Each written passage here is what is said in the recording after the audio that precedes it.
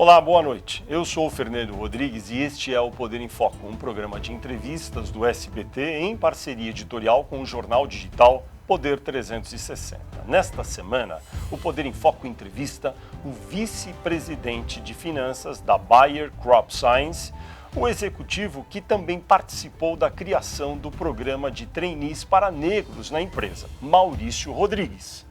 Ele é apoiador também do grupo de diversidade étnico-racial BAIAFRO. Maurício Rodrigues, muito obrigado por estar aqui no Poder em Foco e eu começo perguntando como são essas iniciativas numa grande empresa multinacional como a Bayer para patrocinar a diversidade étnico-racial e o que é esse grupo BAIAFRO? Bom, primeiramente, obrigado pelo convite, é um prazer estar aqui com vocês.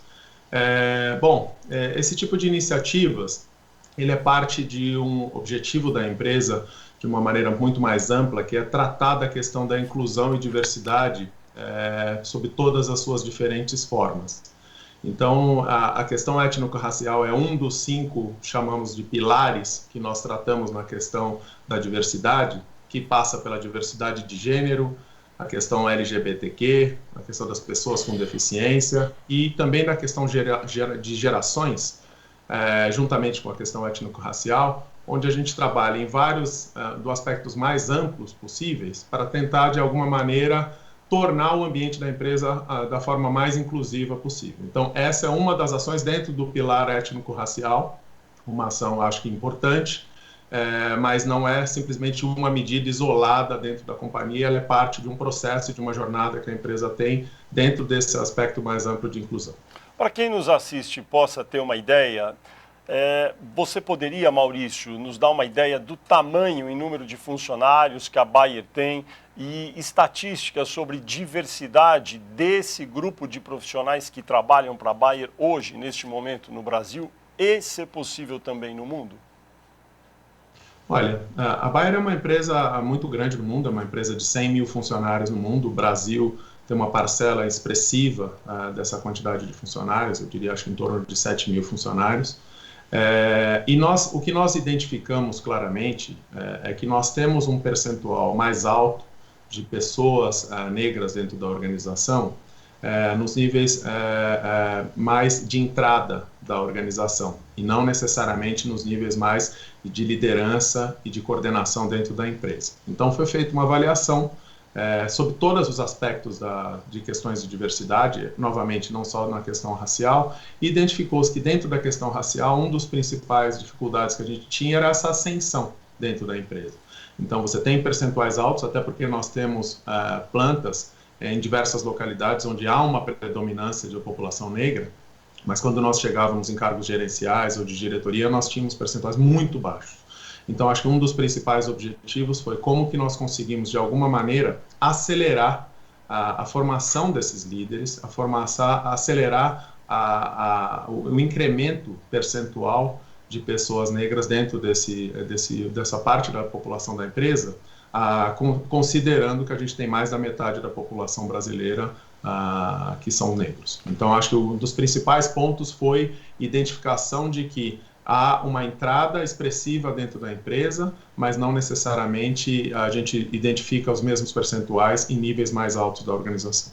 Eu não poderia deixar de mencionar, recentemente, aqui no Brasil, todo mundo quase viu, houve uma notícia muito rumorosa de uma empresa varejista, Magazine Luiza, que criou um programa de trainees para negros.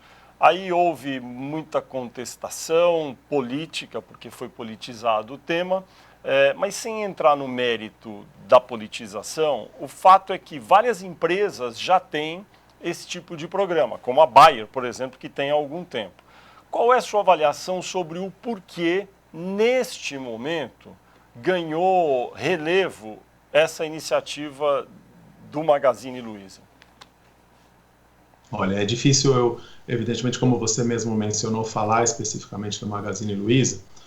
O que eu posso dizer é o seguinte: claramente nós estamos vivendo um momento onde a discussão da temática racial ela está muito mais forte. Acho que por uma série de fatores, e nós acompanhamos tudo o que aconteceu nos Estados Unidos e muitas discussões no Brasil, eu acho que ela ganhou um pouco mais de corpo.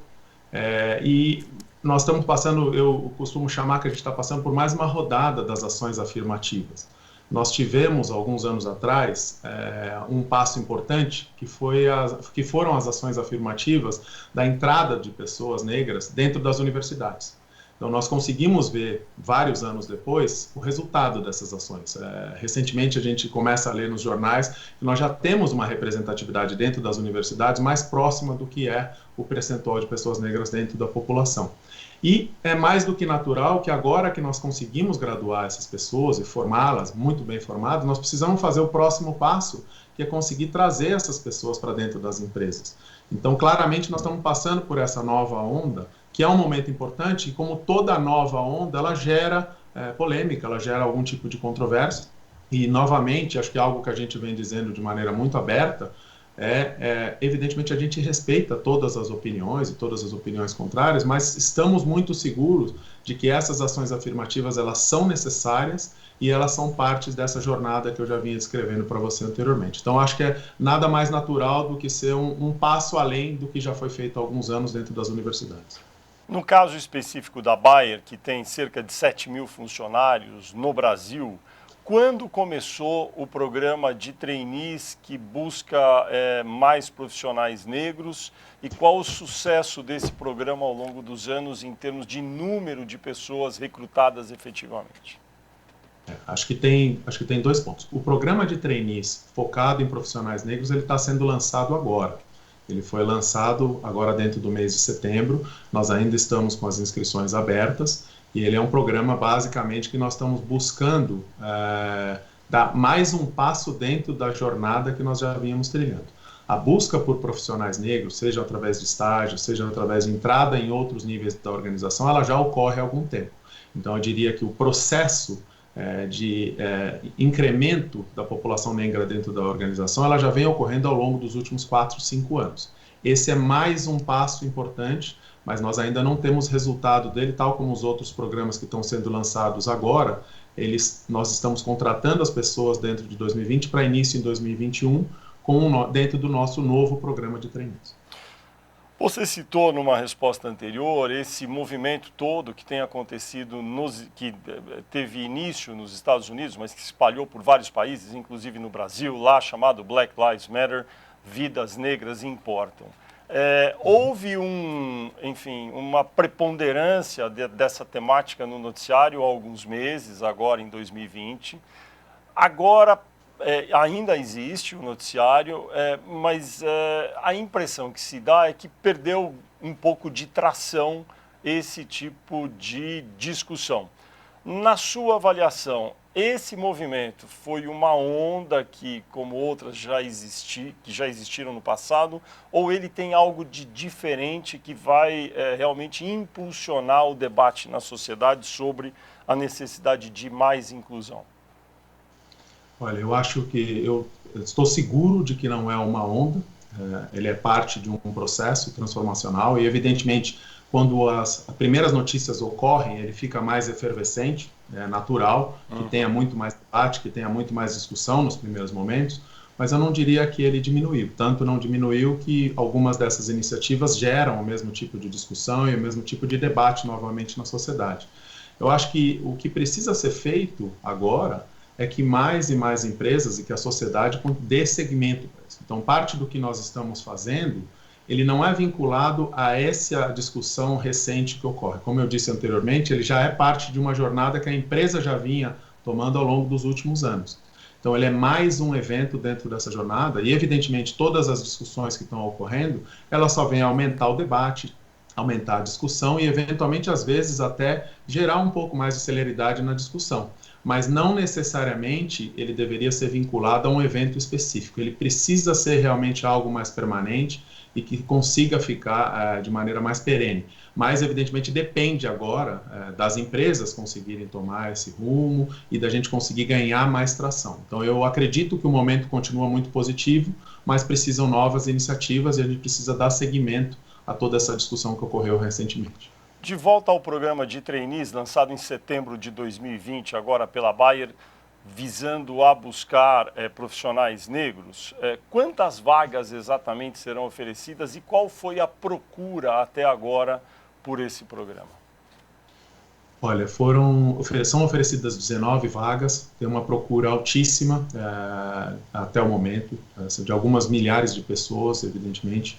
É uma procura bastante alta e eu acredito que ela só demonstra, acho que se você olhar todos os programas de trainee, de uma certa forma, eles sempre ocorrem da mesma maneira. Existe uma procura muito grande, mas eu acho que nesse caso específico ela só vem a reforçar uma espécie de demanda reprimida que a gente tem. Então eu espero genuinamente que a gente tenha mais e mais empresas que consigam dar esse espaço para inclusive a gente conseguir dar mais vazão a todas essas pessoas que têm a expectativa, que têm o interesse e que tenham claramente a capacidade de conseguir entrar nessas empresas. Então nós já temos, ainda o programa ainda não estão finalizadas as inscrições, então ainda não temos os números fechados, mas os números parciais são alguns milhares de pessoas e claramente nós vamos passar por um processo de seleção e tudo mais, e passar por uma jornada de treinamento até a seleção efetiva dentro do final do ano.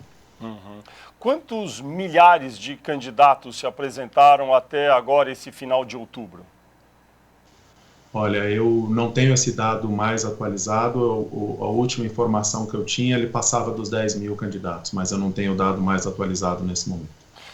O programa da empresa que a gente já citou, varejista, Magazine Luiza, foi muito admoestado politicamente. Teve até uma proposta de ação de um procurador contra o programa, dizendo que ele era, na realidade, discriminatório. No caso da Bayer, houve alguma contestação de alguma ordem em relação ao programa de trainees que busca recrutar profissionais negros?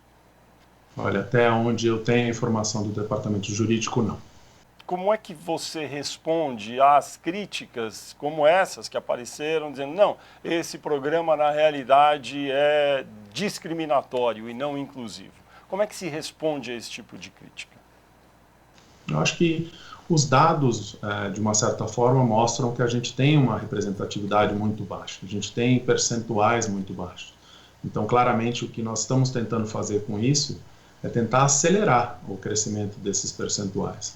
Não acredito que eles não visam a discriminação nem nada, eles visam simplesmente tentar corrigir uma rota em que claramente pelos processos normais nós não estávamos conseguindo atingir os objetivos que a gente tinha, que era claramente incrementar esses percentuais. Então, depois de muito debate interno, e acho que é importante que as pessoas saibam, evidentemente, toda e qualquer decisão de uma ação afirmativa desse tipo dentro de uma empresa, ela parte por uma série de debates, discussões, questionamentos, e acho que o debate ele é bem-vindo nesse caso, ele só vem a enriquecer a discussão, mas no final nós tomamos a decisão de que fazia sentido. Era um momento, nós acreditávamos que como organização nós estávamos prontos para tomar esse passo, não necessariamente acreditando que esteja perfeito. Pode ocorrer problemas, nós, como qualquer outro programa de trainee, ele passa por fases de aprimoramento e a gente acredita que vai continuar aprimorando e aprendendo com esse programa, mas eu acredito que era um passo importante dentro de um momento relevante para a gente conseguir acelerar as curvas, como eu tinha comentado no início da entrevista. Na sua avaliação, na iniciativa privada, em grandes empresas como Bayer e outras, seria o caso de também a direção dessas empresas considerarem a criação do sistema de cotas que já existem em universidades públicas, entre outras instituições? Olha, acho que a discussão de cotas ou não, as cotas dentro da universidade, elas foram bastante debatidas e se provaram como algo importante. Se isso funciona no sistema de empresas, é difícil dizer, acho que por várias razões. Primeiro, porque as empresas têm realidades distintas, as empresas vivem situações específicas. O que eu acredito é que a empresa precisa tomar ações afirmativas. E o que são essas ações afirmativas numa empresa ou na outra, eu acho que cabe a cada empresa entender. Novamente, a questão racial ela é extremamente importante, mas acho que essas ações passam por vários outros aspectos. As mesmas decisões que a gente faz com relação à questão de gêneros, como que a gente acelera a contratação de mulheres, o avanço e desenvolvimento das mulheres dentro da organização, passa pelo mesmo tipo de situação. Então, eu acredito que as empresas precisam tomar ações efetivas se elas procuram mover as curvas e se de alguma maneira ela procura mover o cenário, dar uma mexida no status quo. Acho que passa por tomar ações afirmativas. Se são cotas ou não, acho que depende muito da situação da empresa, da condição e da discussão que ocorre internamente. E é muito difícil a gente dizer que vai existir um modelo que funcione para todas as empresas, pelo menos no meu ponto de vista. Você também é patrocinador desse grupo interno que trabalha a necessidade de haver mais inclusão étnico-racial, o BEIAF. Você poderia dar um exemplo ou alguns exemplos práticos de como é que funciona isso numa grande multinacional como a Bayer? Que tipo de ação cotidiana esse grupo do qual você participa e que está dentro de uma iniciativa institucional da empresa, como é que isso funciona na sua rotina para que quem nos assiste possa entender esse tipo de iniciativa? Legal. Acho que, bom, o primeiro ponto é o seguinte, eu sou o patrocinador do caso do BAIAFRO, mas antes de mais nada, um dos patrocinadores do tema da inclusão e diversidade dentro da empresa. Nós temos, como eu disse antes, 5 pilares, cada um com seus respectivos patrocinadores e grupos que trabalham especificamente na sua temática. No caso específico do BAIAFRO, é até interessante eu falar, eu estou aqui como um porta-voz, né? Esse é um trabalho de muita gente. Nós temos 2 pessoas que lideram esse grupo, são voluntários, são pessoas funcionários da empresa que lideram esse grupo, e tem uma série de voluntários que trabalham dentro do grupo, visando basicamente a promoção da questão da equidade racial. O que efetivamente esse grupo faz? Nós tentamos trabalhar na questão da atração de talentos, então como que a gente trabalha nos programas de estágio, como que a gente consegue atrair mais talentos, como que a gente se conecta com empresas e fornecedores. Nós trabalhamos com alguns fornecedores externos que nos ajudam a trazer esses talentos negros para o nosso pipeline de talentos, para que isso consiga ser parte do processo de aquisição de talentos, do processo de entrevistas. Nós depois temos que trabalhar na questão da educação interna, porque tem uma questão de entendimento da temática racial. Então, como que você trabalha em algo que as pessoas costumam chamar na questão do letramento racial? Então, como que você traz mais informação, como que você traz mais palestrantes, como que você traz mais gente que possa discutir a temática, até para as pessoas conseguirem se inserir e entender por que aquilo é um problema, como que a gente precisa tratar e como que é a responsabilidade de cada um. E a gente trabalha também em alguns dos outros aspectos na questão do desenvolvimento dessas pessoas. Então, falando especificamente do programa de estágio, nós temos um grupo chamado Cumbuca, inclusive, em que ele trabalha o desenvolvimento dos estagiários negros, uma vez entrados dentro da organização, como que a gente auxilia essas pessoas que muitas vezes vieram de condições que não necessariamente tinham uma referência e tudo mais, como que a gente auxilia essas pessoas a se inserirem e conseguirem crescer dentro da organização. Que tipo de auxílio é necessário para essas pessoas que vêm de estratos mais humildes da população? Que tipo de auxílio é necessário quando elas chegam numa empresa como a Bayer? Acho que primeiro a gente tem pessoas que vêm de todos os status, né? Então, mas existe uma predominância às vezes das pessoas que venham sem as grandes referências. Acho que esse é um ponto importante, uma referência de como trabalhar numa empresa dessas. Dificilmente essas pessoas tiveram um pai e uma mãe que eram diretores de uma empresa, que eram gerentes de uma empresa e tudo mais, e às vezes falta um entendimento de como que eu consigo me inserir dentro dessa organização, como que eu cresço, como que eu consigo navegar dentro da organização, como que eu sei me relacionar, como que eu digo não, quais os medos que eu tenho. Conseguir efetivamente, que é um processo natural de desenvolvimento de qualquer jovem quando entra numa empresa, mas acho que é mais difícil para aqueles que, quando voltam para casa, não necessariamente têm o pai e a mãe que tenham essa referência. Às vezes o pai e a mãe vêm de outra origem, vêm de alguma outra questão que não consiga efetivamente cobrir algumas dessas dúvidas que os jovens eventualmente têm. Então, algumas das coisas que a gente faz, por exemplo, é um processo de mentoria, em que a gente recém lançou, inclusive, um processo de mentoria com alguns jovens, tentando fazer com que houvesse dois aspectos. O desenvolvimento desses jovens e como que a gente capacita eles melhores, e o segundo, acho que trazendo alguns desses líderes, muitos deles, ou a grande maioria deles não negros, para entender um pouco dessa situação. Então a gente acredita que isso é uma troca muito bem-vinda, que faz com que haja um entendimento, que haja uma educação muito maior dentro da empresa e ao mesmo tempo a gente consiga desenvolver esses jovens. Você falou numa resposta anterior sobre educação interna, sobre letramento racial. A gente sabe, há pesquisas a respeito disso, que o Brasil tem o racismo se manifestando de várias formas, de forma estrutural, de forma cultural. Tem uma espécie de racismo envergonhado, as pessoas que não admitem serem preconceituosas, mas que de fato são. Como se trata esse tipo de cultura e como é que dentro de uma corporação como a Bayer é possível trabalhar para aos poucos erradicar esse tipo de cultura que existe de maneira disseminada na sociedade brasileira? Legal. Acho que um dos primeiros pontos é o seguinte, é você não imaginar que exista uma fórmula mágica, não existe uma solução única, ela passa por uma série de ações. Uma coisa que a gente trabalha, primeiro ponto, é não tentar focar só num aspecto. Novamente, a gente sempre fala de inclusão e diversidade. Então, quanto mais inclusivo o ambiente for, mais ele vai propiciar para que ele possa ser o mais diverso possível. E eu vou tentar me explicar nesse aspecto. Nós não queremos, de uma hora para outra, a gente trabalhe só a questão racial e a gente deixa de lado a questão de gênero. Então, se no nosso programa de trainees, amanhã ou depois, entrarem só homens negros, eu acho que a gente não atingiu o objetivo. Porque nós precisamos, de alguma maneira, tratar a questão da diversidade de maneira mais ampla.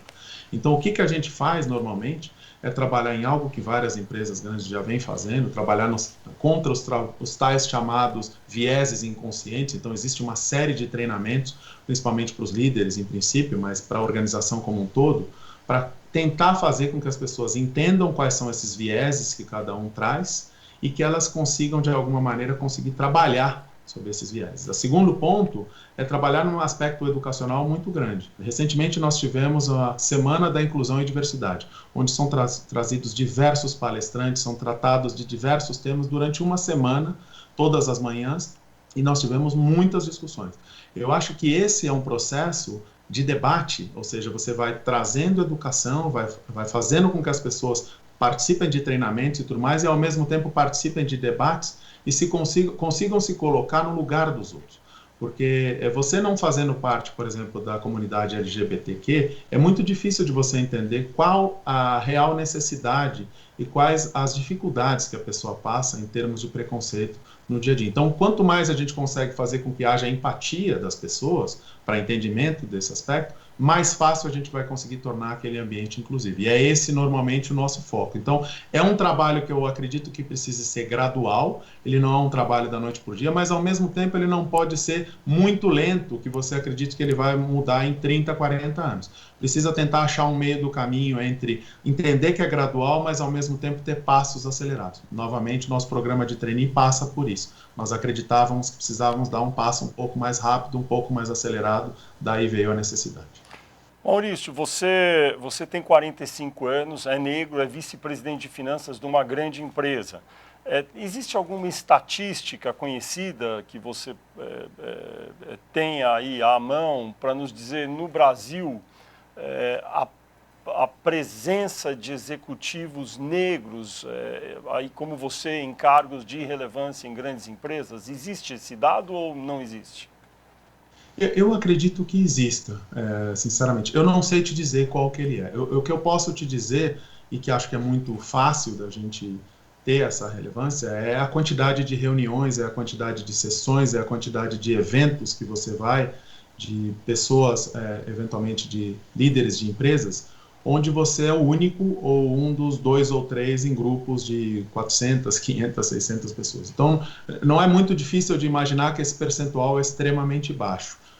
Eu já participei de algumas entrevistas no passado, nós tivemos uma no ano passado em que nós, inclusive, alguns das pessoas que participaram junto comigo, éramos 4 executivos negros.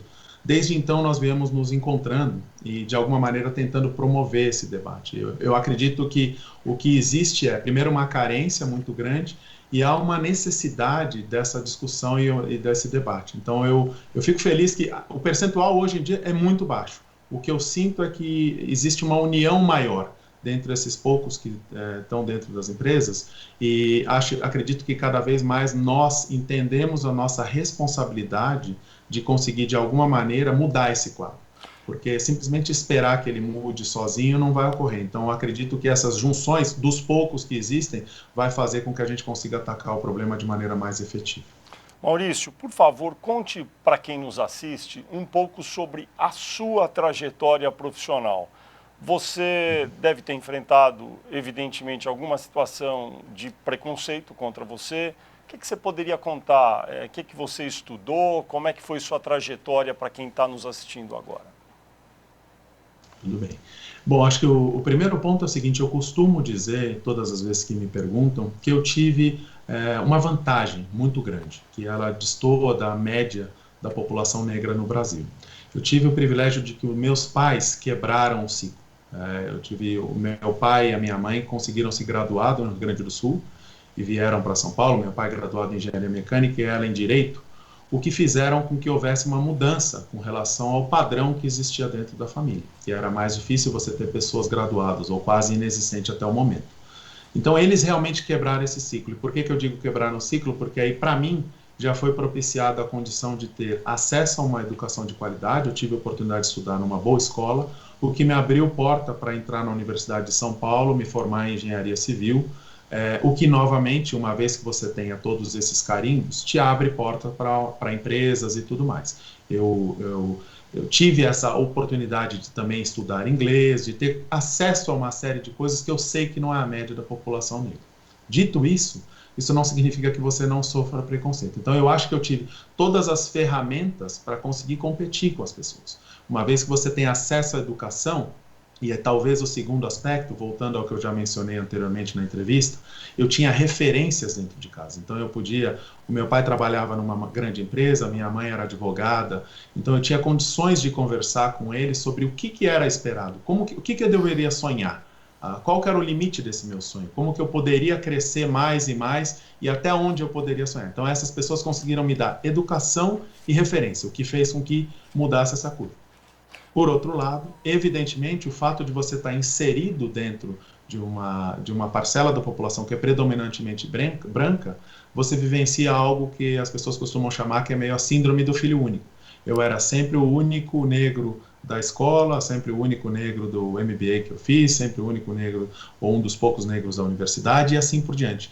Então isso faz com que você tenha que sempre se provar mais do que os outros e evidentemente você passa por uma série de situações onde as pessoas não entendem efetivamente como que você chegou aqui e por que você está ali. Então eu acho que ao mesmo tempo em que eu tive bastante acesso e isso me abriu muitas portas, evidentemente você passa pelo preconceito e passa com ele de maneira bem contundente.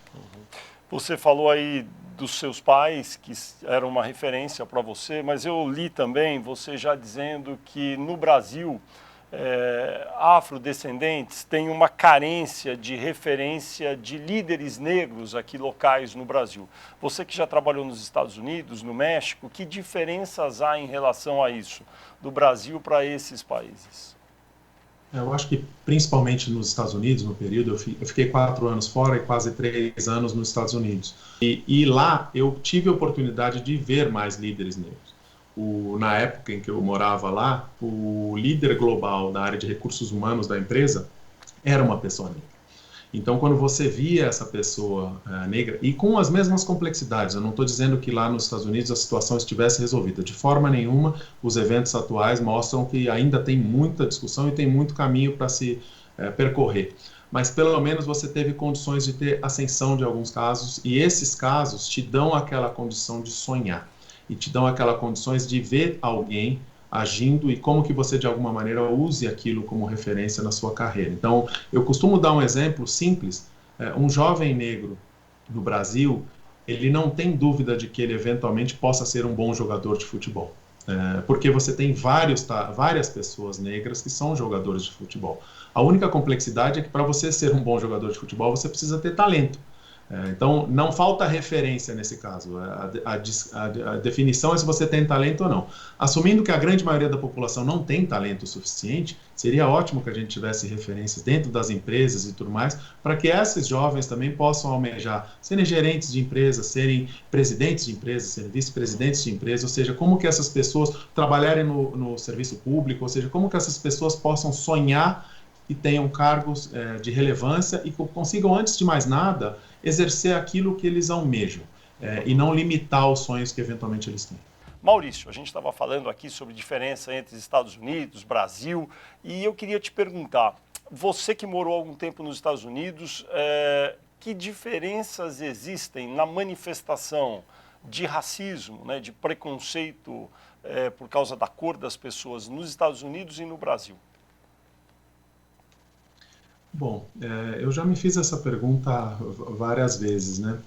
Eu acho que, primeiro, existe um histórico muito distinto nos dois países de como foi tratada a questão racial, e eu claramente não sou a pessoa mais preparada para detalhar essas diferenças. Mas o que eu pude sentir no dia a dia, acho que existia uma animosidade muito grande, existia uma transparência maior de quando a pessoa tinha alguma diferença com você com relação à questão racial, quando eu vivia lá. Eu sentia isso mais aberto e mais direto.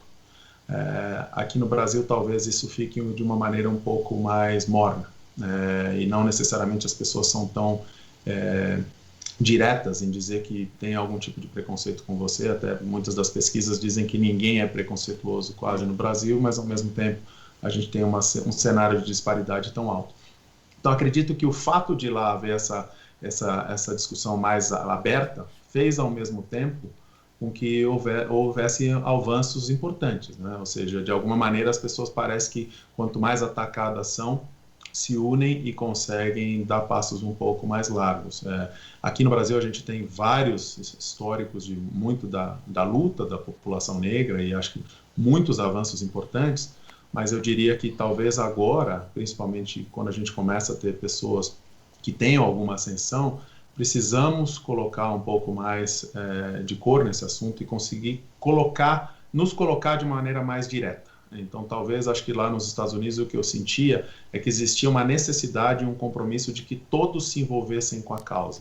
E, eventualmente, eu posso dizer por mim, e acho que por muitas pessoas, ao longo de muitos anos da minha carreira, era mais fácil você não tratar dessa temática, fingir que ela não existe. E eu acho que cada vez mais a gente só vai conseguir mudar essa curva se a gente tratar ela de maneira mais direta. Então, acho que o que eu sentia lá nos Estados Unidos, pelo menos na experiência que eu tive, era de que essa discussão ela é tratada de maneira mais direta, o que torna mais polêmica, mais tensa, mas, por outro lado, a gente vê mudanças de maneira mais efetiva. Eu espero que a gente consiga fazer isso muito mais aqui no Brasil. Com a chegada no mundo de todo o debate sobre ação afirmativa e a discussão sobre a necessidade de mais inclusão de toda a natureza, não só de negros, mas de mulheres, enfim, de todas as etnias, surgiu também o debate, é um certo paradoxo, sobre o politicamente correto. Aí os adversários das políticas de ação afirmativa reclamam que existe um excesso de discurso politicamente correto nesse contexto aí em que a gente se encontra hoje. Na sua avaliação, como que se responde a isso? Como que se responde àqueles que reclamam das políticas de inclusão, dos programas todos, como as empresas, como a Bayer tem feito, que isso é coisa de politicamente correto, atrapalha e não é necessário esse tipo de programa? Eu acho que a discussão e a polêmica ela é natural. Eu sou daquelas pessoas que gosta bastante do debate porque torna qualquer decisão mais correta. E acho que é importante a gente ouvir diversos pontos de vista. Uma das dificuldades que a gente tem cada vez mais, quanto mais polarização ocorre, é que você não tem debate, né? Então, acho que o debate ele é necessário. Mas, por outro lado, a questão das ações afirmativas, acho que a gente já começa a ter cada vez mais histórico de quão positivas elas são. Acho que como eu comentei antes, todas as ações afirmativas que foram tomadas dentro das universidades provaram que muitos dos medos que as pessoas tinham no início, de que o fato da gente colocar as cotas e tudo mais, a gente ia baixar o nível da universidade, assim por diante, se provaram que não são verdadeiras, né? Ou seja, você continuou tendo altíssimo nível na universidade, mas você começou a dar acesso às pessoas e você começou a dar condições de que as pessoas consigam competir. Então, acho que mais do que qualquer coisa, para mim, a melhor forma da gente debater esse assunto é com dados. Então, você tem mais da metade da população que é negra, você esperaria que tenha que ter uma representatividade similar. Se não existe, evidentemente você precisa tomar algumas medidas, e as ações afirmativas vêm para corrigir essa rota. Da mesma maneira a questão de gênero e assim por diante. Então, se eu tenho um determinado percentual de mulheres e eu não consigo fazer com que essas mulheres entrem nas universidades, ou não conseguem fazer com que essas mulheres entrem nas empresas ou ascendam dentro das empresas, precisam ser tomadas medidas de correção. E, novamente, um dos debates que sempre existe é, então vão existir essas medidas para sempre? Eu espero que não. Como elas mesmas, elas são uma espécie de correção de rota. Uma vez que a rota esteja corrigida, eu espero que elas consigam chegar. Mas é um prazo longo, não é um processo, novamente, que ocorra da noite para o dia. Ele precisa ser trabalhado de maneira muito efetiva para que você consiga chegar numa situação de normalidade. Em que medida o discurso e as ações do poder público influem nisso? E por que eu pergunto? Porque no Brasil é um país democrático, já há mais de 30 anos, tem eleições a cada 4 anos. O atual grupo que está no poder, que é representado pelo presidente Jair Bolsonaro, tem uma certa aversão ao discurso sobre políticas afirmativas e fala, quando pode, às vezes, contra. Em que medida o poder público, quando se posiciona de maneira antagônica a essas políticas, acaba retardando o processo? Olha, eu claramente não sou a pessoa que mais trabalha em políticas públicas, e não vou entrar muito na temática do partido A ou B. O que eu posso dizer é que claramente o governo ele tem uma parcela de responsabilidade muito grande. E toda vez que o governo toma medidas nessa direção, e como foi tomado há alguns anos, e eu acredito que muitas delas elas estão presentes, aí, a grande maioria, ele só vem a reforçar algo que claramente o poder público tem um poder muito maior do que as empresas. E eu acho que, de uma certa forma, ele auxilia a ditar uma determinada tendência. Então, eu acredito que, tal como em vários aspectos da sociedade, você ter um governo que, de alguma maneira, se envolva com isso e tenha isso dentro da agenda é fundamental. E, ao mesmo tempo, tem a parcela de responsabilidade agora da sociedade. E as empresas estão aí inseridas dentro dessa sociedade. Acho que não cabe só também às empresas ou à sociedade esperar que o governo vá fazer de tudo. Acho que cabe à sociedade demandar isso e, de alguma maneira, agir. E por isso que, quando você fala do exemplo dentro da empresa, cabe a nossa parcela de responsabilidade. Acho que tem uma necessidade do porquê que esses programas são criados, de interesse da empresa, mas também acho que tem a nossa parcela de contribuição dentro desse debate e dentro disso que a gente acredita que seja uma melhoria da sociedade. Até para dar um contexto histórico, porque a gente tem um governo hoje que tem uma determinada política social aí que, enfim, não é segredo, foi defendida pelo presidente quando ganhou a eleição. Mas se a gente for olhar em retrospecto histórico, né, desde a volta da democracia com José Sarney, Fernando Collor, Itamar Franco, Fernando Henrique Cardoso, Lula, Dilma, Michel Temer e agora Jair Bolsonaro, todos os presidentes civis pós-ditadura, nunca tiveram no seu ministério uma representação parecida com a sociedade brasileira, em número de mulheres e em número de negros. Isso realmente não melhorou nada, né? Nunca houve uma representação significativa de mulheres e de negros no ministério, que são aqueles que são mostrados para a população brasileira como os que comandam o país. Por que você acha que acontece isso de maneira contínua e não há sinal de que vá mudar isso? É mais ou menos que nem a situação que a gente dizia das empresas, né? Você precisa, em algum momento, tomar uma atitude mais efetiva. Mas se você quiser mudar o quadro, essa é a prova de que, se você não mudar algum processo de maneira mais corretiva, ele vai continuar dando os mesmos resultados anteriores. Então, dificilmente você vai conseguir ter essa diversidade maior se você não tomar algumas medidas mais contundentes. Não é muito distinto dos quadros de direção das empresas. Se você for olhar os quadros de direção das empresas, ainda são predominantemente formados por homens brancos e tudo mais. Então, tem uma complexidade de quebrar esse ciclo e, novamente, isso vem a porquê da necessidade de você tomar algumas medidas, como o programa, e o programa de trainee é uma dessas medidas, pequena, colocando em perspectiva com tudo que você está comentando, mas acho que há necessidade de tomar medidas semelhantes em todas as esferas, e acredito que dentro do governo não é distinto. Qual que seria uma medida, vamos dizer, você usou a expressão contundente, para tentar virar a chave, realmente fazer um esforço real para mudar isso no plano geral, assim? Olha, dentro do governo é um pouco difícil você... Claramente eu nunca estudei o aspecto, eu vejo o que pode ser feito dentro das empresas. Dentro das empresas eu estou convicto. Primeira coisa, e acho que não foge as empresas ou o governo nesse aspecto, precisa haver um interesse genuíno de mudar. Então acho que o primeiro ponto é você entender que aquilo é relevante. E talvez algo que eu não tenha comentado anteriormente, por que a gente acredita que a diversidade é relevante e o ambiente inclusivo é relevante?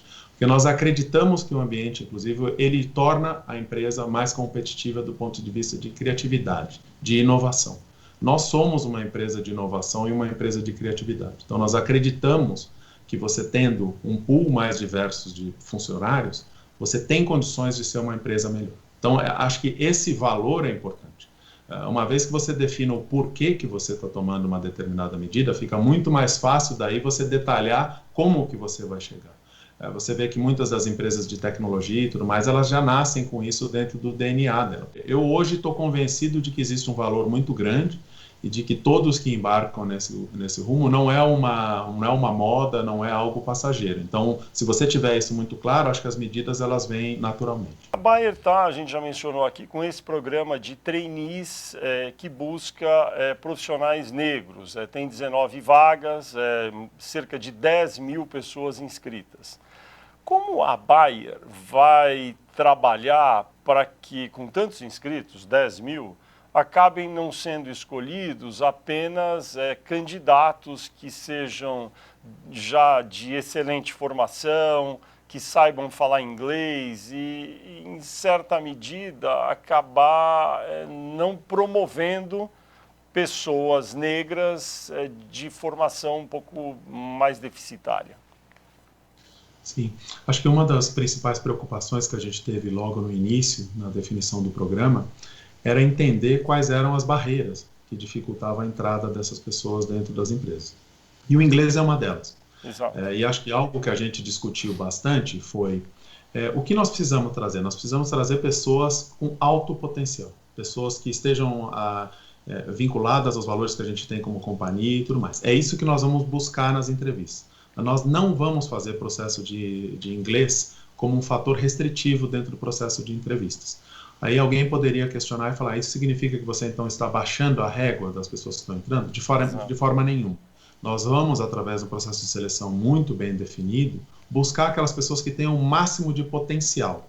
E nós acreditamos que uma vez identificadas essas pessoas com potencial altíssimo, elas entram na companhia e o inglês a gente treina. Porque não significa que o inglês não vá ser necessário. Eu, no meu dia a dia hoje, utilizo quase 70% do dia falando inglês ou espanhol. Mas nós acreditamos que isso é algo que é possível de treinar. Então, nós não queremos restringir a entrada das pessoas em função disso. Um outro aspecto nós não queremos simplesmente o cartão de visitas. Então, não devemos nos focar simplesmente na universidade A, B ou C. Nós vamos dar acesso à entrada de todas as pessoas que possam pleitear a vaga dentro da empresa. A questão vai ser identificar o potencial dessas pessoas, independente de qual a formação e independente se elas sabem ou não falar inglês. Uma vez entrado na empresa, evidentemente esse potencial vai se materializar. Mas, Maurício, com 10 mil candidatos, 19 vagas, a tendência não é que as pessoas com potencial, pode ter aquelas que não têm uma formação muito boa, muito sólida, não saibam falar inglês, mas possivelmente também tem pessoas com grande potencial que já saibam falar inglês, que vêm de boas universidades e que sejam negras. Será que aí na peneira não vai acabar pendendo para esse lado? Nós acredito genuinamente que não. Existe um processo de seleção e nós, evidentemente, como todo processo, como eu disse antes, nós temos que acreditar nele. Né? Nós contratamos empresas de altíssima qualidade para que possam fazer essa seleção.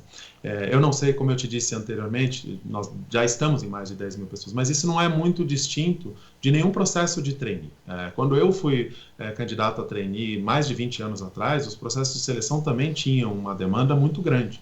Eu acho que cabe aí, acho que a área de recursos humanos, junto com os terceiros que nós identificamos, tem a responsabilidade de identificar o potencial. Como você identifica potencial? Cada vez mais a gente tem capacidade de identificar o potencial, não pelo currículo, simplesmente. Não simplesmente porque a pessoa veio da universidade A, B ou C. Esse é o fator. Mas nós queremos as pessoas com melhor potencial. E muitas das vezes, as pessoas formadas em boas universidades têm um potencial muito alto. Isso não é restritivo, mas não vai ser em função do cartão de visitas. Vai ser em função do que a pessoa tenha condições de entregar. Quando você, há 20 anos, se inscreveu para ser trainee, qual foi talvez a sua característica que acabou te fazendo passar aí pelo processo e ser bem-sucedido? Na época, a gente ainda trabalhava muito com o rótulo. Então, querendo ou não, para os processos em que eu participei naquela época, muitas das vezes só eram buscadas pessoas de 2 ou 3 universidades. Eram muito restringidas a algumas poucas universidades. Como eu te disse, por todo o meu histórico, eu tinha condições de participar porque eu casualmente estava numa dessas 2, 3 universidades e também falava inglês. Mas eu hoje, passados mais de 20 anos, eu estou bastante convencido que não é porque você estudou naquela universidade que necessariamente você é melhor do que todas as outras pessoas que não tiveram a mesma condição. Então eu acredito que quando você faz essa seleção não vinculando simplesmente ao currículo, e simplesmente a capacidade da pessoa, nós vamos sim buscar ótimas pessoas daquela universidade, como eu já te disse, eu fiz a Universidade de São Paulo e acho que conheci muitas pessoas boas lá, mas nós gostaríamos também daquelas universidades que são menos conhecidas e que têm um talento enorme e que eventualmente também tenham condição de ascender esse tipo de programa. Então, eu não queria passar pela mesma situação em que eu tive, que era meio que o primeiro corte. Se você não é da universidade A, B ou C, você não tem nem condição de tentar. Hoje em dia, o que nós estamos fazendo é o seguinte: aqui todos vão tentar e, evidentemente, aquele que tiver mais potencial vai ser aquele que vai ser selecionado. Muito bem, Maurício Rodrigues, vice-presidente de finanças da Bayer Crop Science, obrigado por conceder essa entrevista aqui para o Poder em Foco. E eu também agradeço a você, telespectador, que acompanhou o programa até aqui. Aproveito para lembrar que você pode assistir a esta entrevista nos canais do SBT Jornalismo e do Poder 360 no YouTube. No próximo domingo, logo depois do programa Silvio Santos, tem mais um Poder em Foco, sempre conversando com personalidades relevantes do ambiente do poder. Eu espero vocês aqui e desejo uma boa semana a todos.